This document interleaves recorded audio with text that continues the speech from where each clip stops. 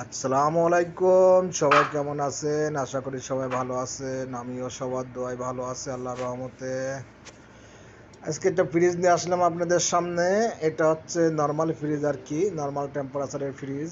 ফ্রিজটার কাস্টমারের কম ছিল, 2 দিন ধরে টেলিফোন করতেছে, তাই আজকে আসছে ফ্রিজটা দেখার জন্য। এই যে ফ্রিজটা চলছে আবার বন্ধ হয়ে যায় আর চালু হচ্ছে না, যখন অটো হচ্ছে, অটো হওয়ার পর আর চালু হচ্ছে না, মেলাক্ষণ পরে দেখা যাচ্ছে চালু হচ্ছে। তো ওনার কোম্পানির এটাতে আসলাম, দেখতে আসি দেখি যে এই অবস্থা। আর হচ্ছে এটা ডিজিটাল থার্মোস্টার সিস্টেম। আমি থার্মোস্টারটা দেখাচ্ছি।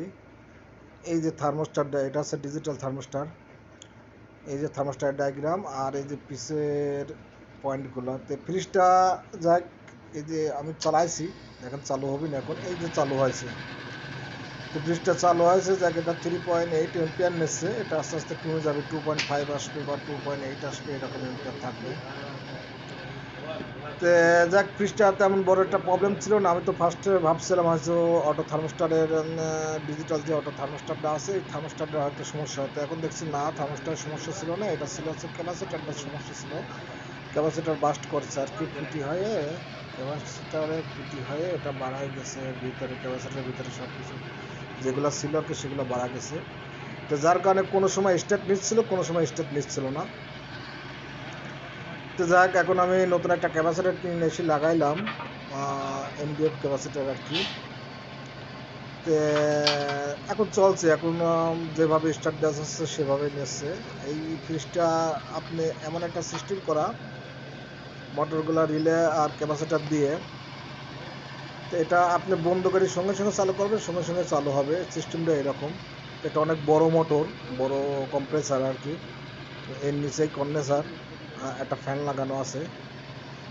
এটা হচ্ছে গ্লাস ফ্রিজ আর কি, কিন্তু নর্মাল গ্লাস ফ্রিজ, কিন্তু নর্মাল। এটা ফ্রুট রাখে, অনলি ফ্রুট রাখে। যেসব জুসের দোকানে যেসব ফ্রিজগুলো থাকে আর কি, তাজা জুসের দোকানে আর কি, এরা রেডিমেড জুস বানায় বানায় দেয় আর কি, ওয়ান টাইম জুস, যেগুলো তাজা জুস ফল কাটিয়ে বানায় দেয়, সেই জুস আর কি, সেই জুসের দোকান। তো যাক, ফ্রিজটা হয়ে গেছে। আমি এই ফ্রিজটা 2 বছর আগে গ্যাস দিয়েছিলাম।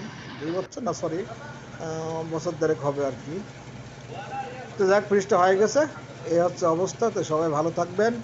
আবার নেক্সট কোনো টাইমে কোনো ফ্রিজ বা এসি নিয়ে আপনাদের সাথে কথা হবে বা দেখা হবে।